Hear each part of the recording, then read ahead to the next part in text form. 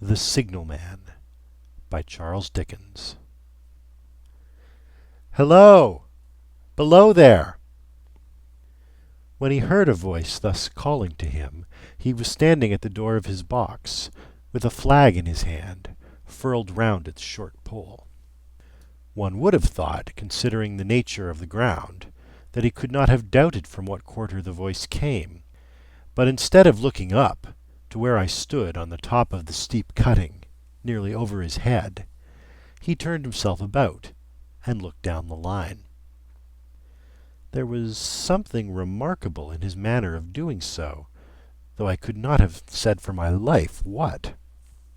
But I know it was remarkable enough to attract my notice, even though his figure was foreshortened and shadowed down in the deep trench, and mine was high above him, so steeped in the glow of an angry sunset that I had shaded my eyes with my hand before I saw him at all.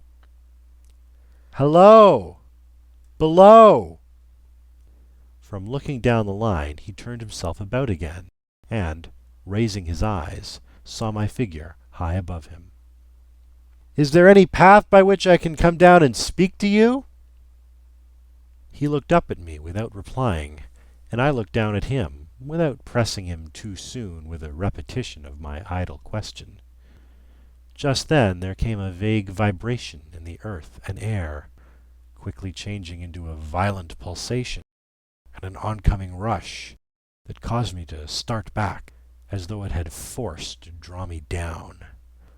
When such vapor as rose to my height from this rapid train had passed me and was skimming away over the landscape, I looked down again and saw him refurling the flag he had shown while the train went by. I repeated my inquiry. After a pause, during which he seemed to regard me with fixed attention, he motioned with his rolled-up flag towards a point on my level, some 200 or 300 yards distant.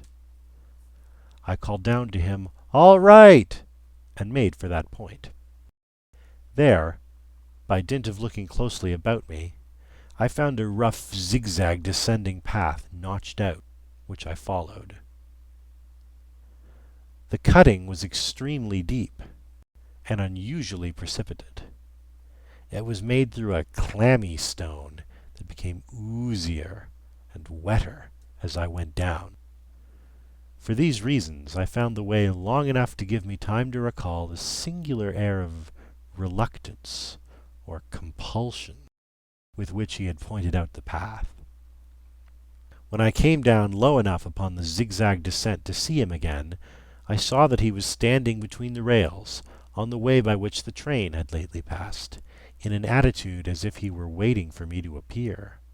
He had his left hand at his chin, and that left elbow rested on his right hand, crossed over his breast. His attitude was one of such expectation and watchfulness that I stopped a moment, wondering at it. I resumed my downward way, and stepping out upon the level of the railroad, and drawing nearer to him, saw that he was a dark, sallow man, with a dark beard and rather heavy eyebrows. His post was in as solitary and dismal a place as ever I saw. On either side, a dripping wet wall of jagged stone, excluding all view but a strip of sky, the perspective one way only a crooked prolongation of this great dungeon, the shorter perspective in the other direction terminating in a gloomy red light, and the gloomier entrance to a black tunnel, in whose massive architecture there was a barbarous, depressing, and forbidding air. So little sunlight ever found its way to this spot that it had an earthy, deadly smell, and so much cold wind rushed through it that it struck chill to me, as if I had left the natural world.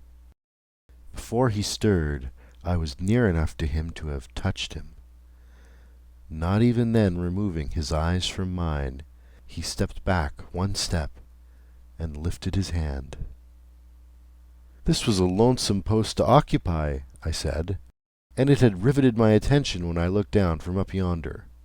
A visitor was a rarity, I should suppose. Not an unwelcome rarity, I hope. In me he merely saw a man who had been shut up within narrow limits all his life, and who, being at last set free, had a newly awakened interest in these great works. To such purpose I spoke to him, but I am far from sure of the terms I used, for, besides that I am not happy in opening any conversation, there was something in the man that daunted me. He directed a most curious look towards the red light near the tunnel's mouth, and looked all about it, as if something were missing from it, and then looked at me. That light was part of his charge, was it not? He answered in a low voice, "Don't you know it is?" The monstrous thought came into my mind as I perused the fixed eyes and the saturnine face, that this was a spirit, not a man. I have speculated since whether there may have been infection in his mind. In my turn I stepped back, but in making the action I detected in his eyes some latent fear of me. This put the monstrous thought to flight. "You look at me," I said, forcing a smile, "as if you had a dread of me." "I was doubtful," he returned, "whether I had seen you before." "Where?" He pointed to the red light he had looked at. "There?" I said. Intently watchful of me, he replied, but without sound, "Yes." "My good fellow, what should I do there?" "However, be that as it may, I never was there. You may swear." "I think I may," he rejoined. "Yes, I am sure I may." His manner cleared, like my own. He replied to my remarks with readiness, and in well-chosen words. Had he much to do there? Yes, that was to say, he had enough responsibility to bear, but exactness and watchfulness were what was required of him, and of actual work, manual labour, he had next to none. To change that signal, to trim those lights, and to turn this iron handle now and then, was all he had to do under that head. Regarding those many long and lonely hours, of which I seemed to make so much, he could only say that the routine of his life had shaped itself into that form, and he had grown used to it. He had taught himself a language down here, if only to know it by sight, and to have formed his own crude ideas of its pronunciation could be called learning it. He had also worked at fractions and decimals, and tried a little algebra. But he was, and had been as a boy, a poor hand at figures. Was it necessary for him when on duty always to remain in that channel of damp air? And could he never rise into the sunshine from between those high stone walls? Why, that depended upon times and circumstances. Under some conditions there would be less upon the line than under others, and the same held good as to certain hours of the day and night. In bright weather he did choose occasions for getting a little above these lower shadows, but, being at all times liable to be called by his electric bell, and at such times listening for it with redoubled anxiety, the relief was less than I would suppose. He took me into his box, where there was a fire, a desk for an official book in which he had to make certain entries, a telegraphic instrument with its dial, face, and needles, and the little bell of which he had spoken.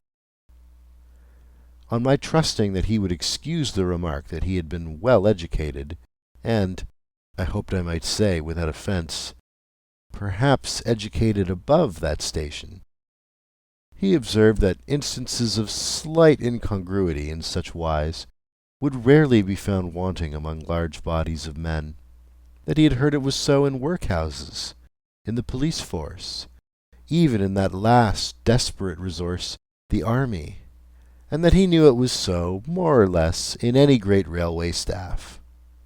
He had been, when young, if I could believe it, sitting in that hut, he scarcely could, a student of natural philosophy, and had attended lectures. But he had run wild, misused his opportunities, gone down, and never risen again. He had no complaint to offer about that. He had made his bed, and he lay upon it. It was far too late to make another. All that I have here condensed he said in a quiet manner, with his grave, dark regards divided between me and the fire. He threw in the word "sir" from time to time, and especially when he referred to his youth, as though to request me to understand that he claimed to be nothing but what I found him. He was several times interrupted by the little bell, and had to read off messages and send replies. Once he had to stand without the door, and display a flag as a train passed, and make some verbal communication to the driver. In the discharge of his duties, I observed him to be remarkably exact and vigilant, breaking off his discourse at a syllable, and remaining silent until what he had to do was done. In a word, I should have set this man down as one of the safest of men to be employed in that capacity, but for the circumstance that while he was speaking to me, he twice broke off with a fallen colour, turned his face towards the little bell when it did not ring, opened the door of the hut, which was kept shut to exclude the unhealthy damp, and looked out towards the red light near the mouth of the tunnel. On both of those occasions he came back to the fire with the inexplicable air upon him which I had remarked, without being able to define when we were so far asunder. Said I, when I rose to leave him, "You almost make me think that I have met with a contented man." I am afraid I must acknowledge that I said it to lead him on. "I believe I used to be so," he rejoined, in the low voice in which he had first spoken. "But I am troubled, sir. I am troubled." He would have recalled the words if he could. He had said them, however, and I took them up quickly. "With what? What is your trouble?" "It is very difficult to impart, sir. It is very, very difficult to speak of. If ever you make me another visit, I will try to tell you." "But I expressly intend to make you another visit. Say, when shall it be?" "I go off early in the morning, and I shall be on again at 10 tomorrow night, sir. I will come at 11. He thanked me, and went out at the door with me. "I'll show my white light, sir," he said, in his peculiar low voice, "till you have found the way up. When you have found it, don't call out. And when you are at the top, don't call out." His manner seemed to make the place strike colder to me, but I said no more than, "Very well." "And when you come down tomorrow night, don't call out. Let me ask you a parting question. What made you cry, 'Hallo, below there,' tonight?" "Heaven knows," said I. "I cried something to that effect." "Not to that effect, sir. Those were the very words. I know them well." "Admit those were the very words. I said them, no doubt, because I saw you below." "For no other reason?" "What other reason could I possibly have?" "You had no feeling that they were conveyed to you in any supernatural way?" "No." He wished me good night, and held up his light. I walked by the side of the down line of rails, with a very disagreeable sensation of a train coming behind me, until I found the path. It was easier to mount than to descend, and I got back to my inn without any adventure. Punctual to my appointment, I placed my foot on the first notch of the zigzag next night, as the distant clocks were striking 11. He was waiting for me at the bottom, with his white light on. "I have not called out," I said, when we came close together. "May I speak now?" "By all means, sir." "Good night, then, and here's my hand." "Good night, sir, and here's mine." With that we walked side by side to his box, entered it, closed the door, and sat down by the fire. "I have made up my mind, sir," he began, bending forward as soon as we were seated, and speaking in a tone but a little above a whisper, "that you shall not have to ask me twice what troubles me. I took you for someone else yesterday evening. That troubles me." "That mistake?"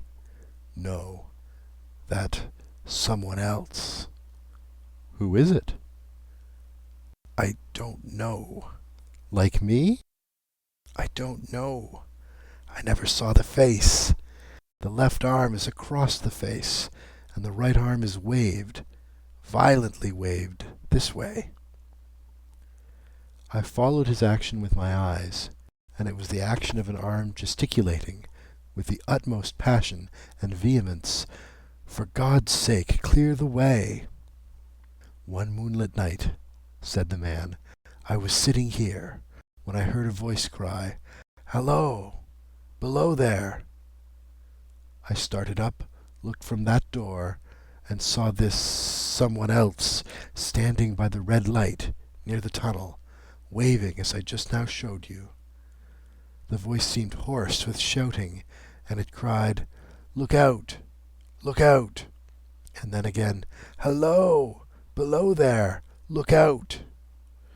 I caught up my lamp, turned it on red, and ran towards the figure, calling, 'What's wrong? What has happened? Where?' It stood just outside the blackness of the tunnel. I advanced so close upon it that I wondered at its keeping the sleeve across its eyes. I ran right up at it, and had my hand stretched out to pull the sleeve away, when it was gone." "Into the tunnel?" said I. "No. I ran on into the tunnel 500 yards. I stopped, and held my lamp above my head, and saw the figures of the measured distance, and saw the wet stain stealing down the walls and trickling through the arch.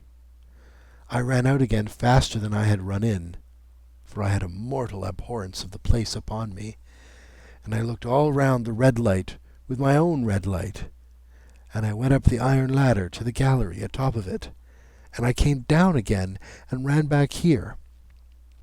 I telegraphed both ways. An alarm has been given. Is anything wrong?' The answer came back, both ways, 'All well.' Resisting the slow touch of a frozen finger tracing out my spine, I showed him how that this figure must be a deception of his sense of sight, and how that figures, originating in disease of the delicate nerves that minister to the functions of the eye, were known to have often troubled patients, some of whom had become conscious of the nature of their affliction, and had even proved it by experiments upon themselves. 'As to an imaginary cry,' said I, 'do but listen for a moment to the wind in this unnatural valley while we speak so low, and to the wild harp it makes of the telegraph wires.' That was all very well," he returned, after we had sat listening for a while, "and he ought to know something of the wind and the wires, he who so often passed long winter nights there, alone and watching. But he would beg to remark that he had not finished."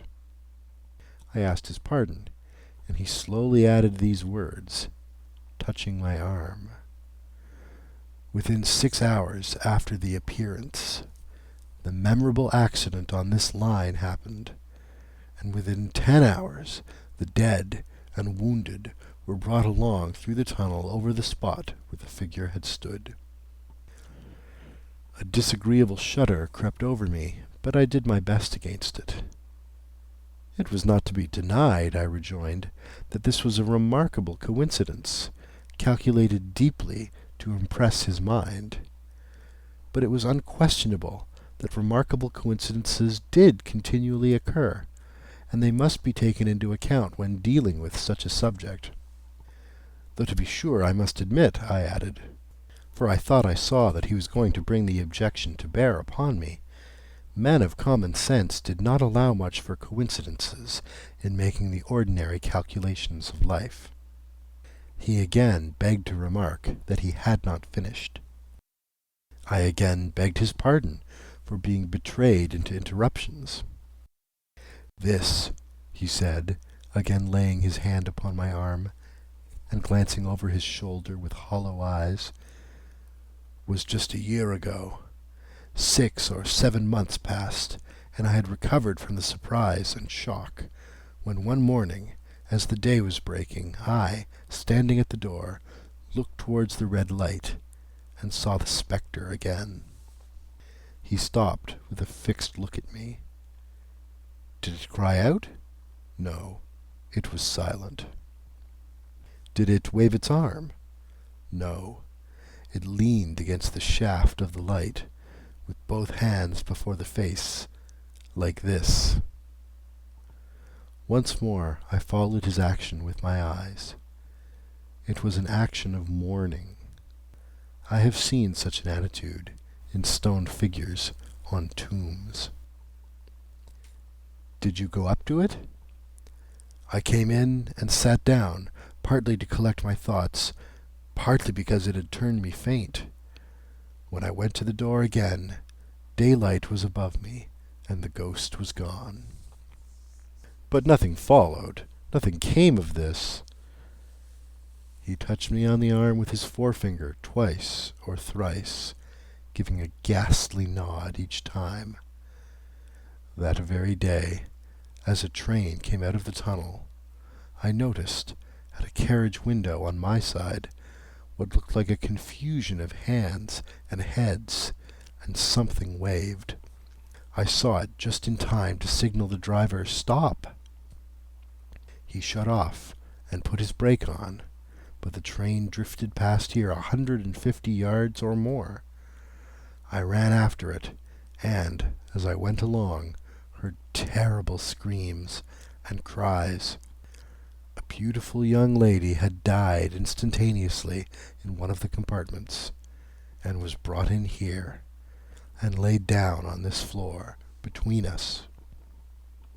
Involuntarily I pushed my chair back as I looked from the boards at which he pointed to himself. True, sir, true. Precisely as it happened, so I tell it you. I could think of nothing to say, to any purpose, and my mouth was very dry. The wind and the wires took up the story with a long, lamenting wail.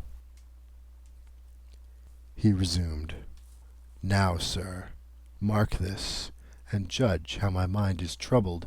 The spectre came back a week ago. Ever since it has been there, now and again, by fits and starts. At the light? At the danger light. What does it seem to do?" He repeated, if possible with increased passion and vehemence, that former gesticulation of, "For God's sake, clear the way."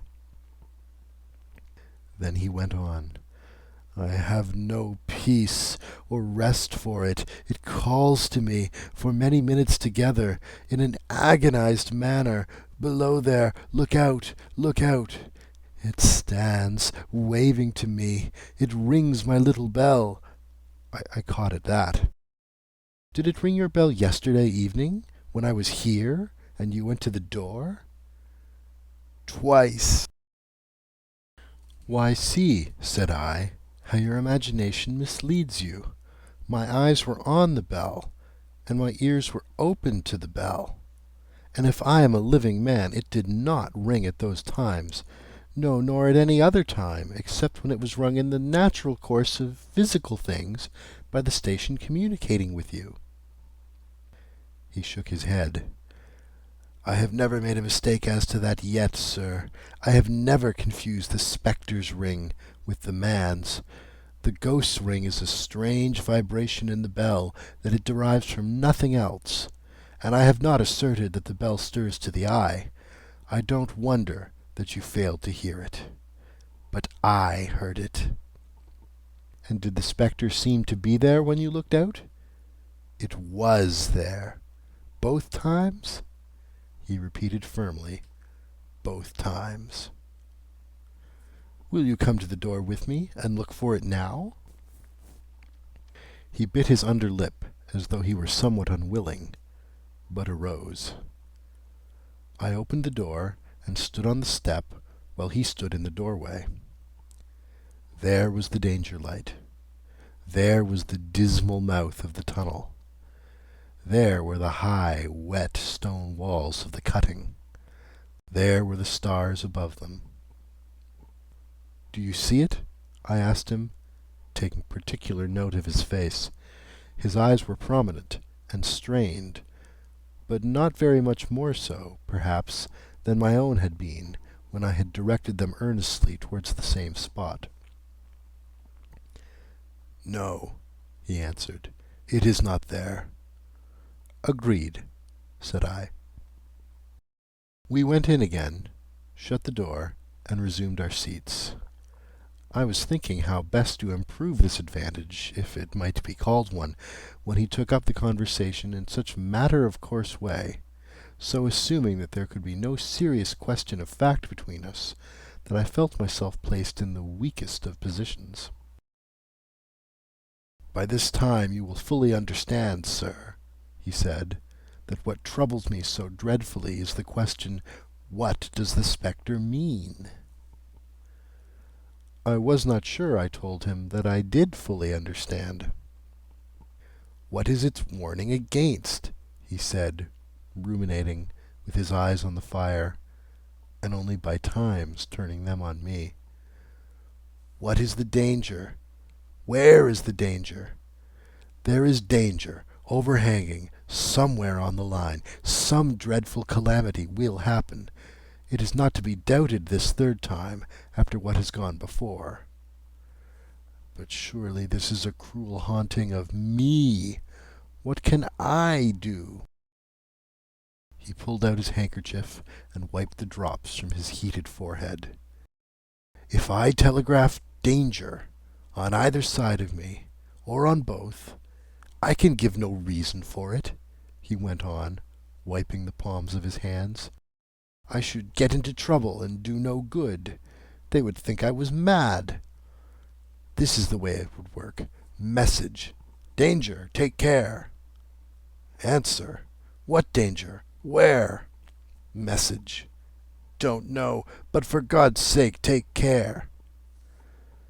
They would displace me. What else could they do?" His pain of mind was most pitiable to see. It was the mental torture of a conscientious man, oppressed beyond endurance by an unintelligible responsibility involving life. "When it first stood under the danger light," he went on, putting his dark hair back from his head, and drawing his hands outward across and across his temples, in an extremity of feverish distress. "Why not tell me where that accident was to happen? If it must happen, why not tell me how it could be averted? If it could have been averted, when on its second coming it hit its face, why not tell me, instead, 'She is going to die, let them keep her at home'? If it came, on those two occasions, only to show me that its warnings were true, and so to prepare me for the third, why not warn me plainly now? And I, Lord help me, a mere poor signalman on this solitary station, why not go to somebody with credit to be believed, and power to act?"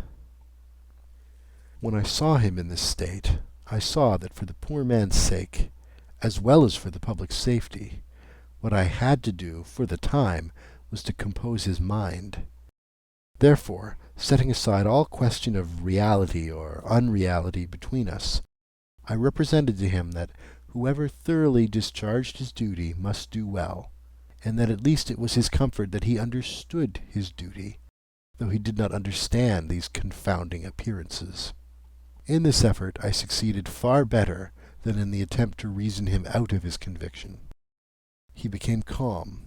The occupations incidental to his post, as the night advanced, began to make larger demands on his attention, and I left him at 2 a.m.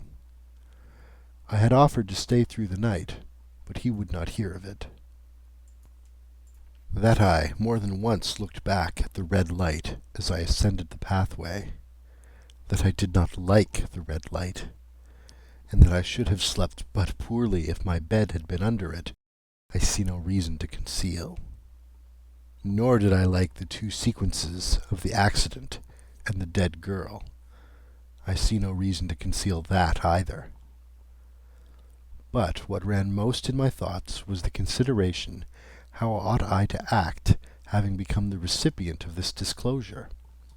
I had proved the man to be intelligent, vigilant, painstaking, and exact. But how long might he remain so in his state of mind?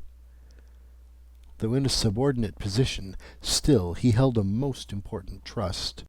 And would I, for instance, like to stake my own life on the chances of his continuing to execute it with precision?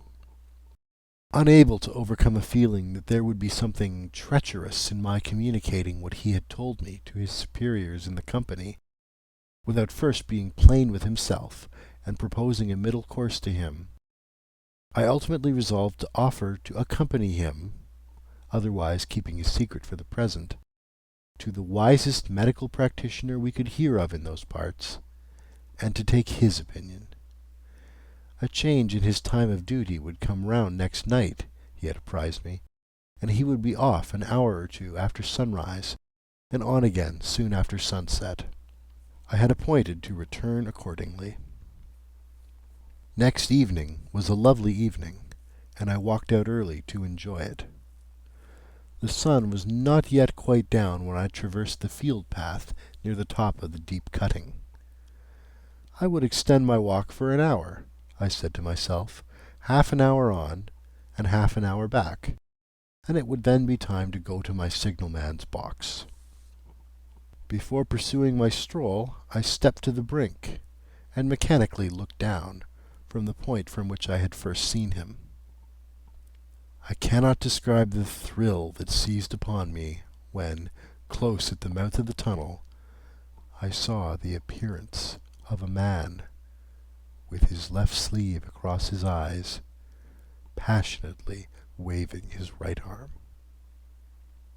The nameless horror that oppressed me passed in a moment, for in a moment I saw that this appearance of a man was a man indeed, and that there was a little group of other men standing at a short distance, to whom he seemed to be rehearsing the gesture he made. The danger light was not yet lighted. Against its shaft, a little low hut, entirely new to me, had been made of some wooden supports and tarpaulin. It looked no bigger than a bed. With an irresistible sense that something was wrong, with a flashing, self-reproachful fear that fatal mischief had come of my leaving the man there and causing no one to be sent to overlook or correct what he did, I descended the notched path with all the speed I could make. "What is the matter?" I asked the men. "Signalman killed this morning, sir." "Not the man belonging to that box?" "Yes, sir." "Not the man I know?" "You will recognize him, sir, if you knew him," said the man who spoke for the others, solemnly uncovering his own head and raising an end of the tarpaulin, "for his face is quite composed." "Oh, how did this happen? How did this happen?" I asked, turning from one to another as the hut closed in again. "He was cut down by an engine, sir. No man in England knew his work better, but somehow he was not clear of the outer rail. It was just at broad day. He had struck the light and had the lamp in his hand. As the engine came out of the tunnel, his back was towards her, and she cut him down.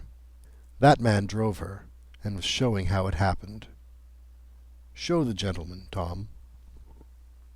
The man, who wore a rough, dark dress, stepped back to his former place at the mouth of the tunnel. "Coming round the curve in the tunnel, sir," he said. "I saw him at the end, like as if I saw him down a perspective glass. There was no time to check speed, and I knew him to be very careful. As he didn't seem to take heed of the whistle, I shut it off when we were running down upon him, and called to him as loud as I could call." "What did you say?" "I said, 'Below there! Look out! Look out! For God's sake, clear the way!'" I started. "Ah, it was a dreadful time, sir. I never left off calling to him. I put this arm before my eyes not to see, and I waved this arm to the last, but it was no use." Without prolonging the narrative to dwell on any one of its curious circumstances more than on any other, I may, in closing it, point out the coincidence that the warning of the engine driver included not only the words which the unfortunate signalman had repeated to me as haunting him, but also the words which I myself, not he, had attached, and that only in my own mind, to the gesticulation he had imitated. End of The Signalman by Charles Dickens.